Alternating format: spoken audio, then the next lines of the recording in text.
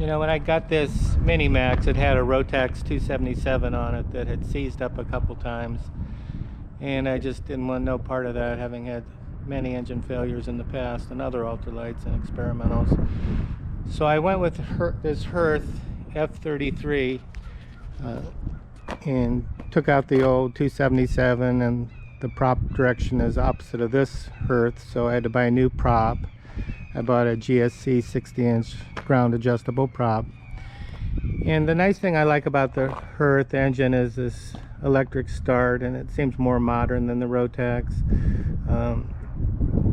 It's got dual ignition and recoil start, although I've never used it. I had difficulty getting the ground adjustable prop right for a long time. I had inadequate thrust, and I flew it with an ultra prop 3-bladed, which was very inefficient. I've got the thrust right on this prop, and it's satisfactory. I mean, this is only a 28 horse engine pushing a 325 pound heavy ultralight, I guess, although it had been licensed experimental in the past. And it has the metal gear, which adds weight to it, as well as the ballistic parachute behind the cockpit, which adds more weight, which is why it's so heavy. But overall, I've been reasonably satisfied with the Hirth.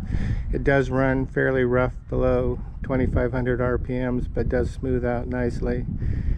And the max RPM is 6,200, and on a day like today with 63-degree temperatures and pretty low density altitude, I can manage maybe 400, possibly 500 feet per minute climb.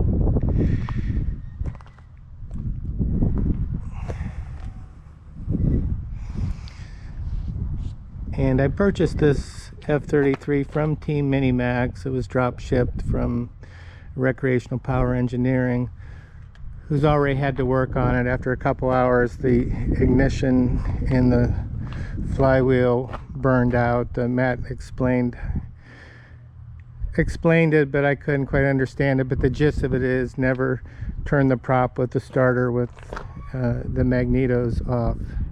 It tends to burn those out on these Hirths. So since I've avoided that, I've not had any further problems.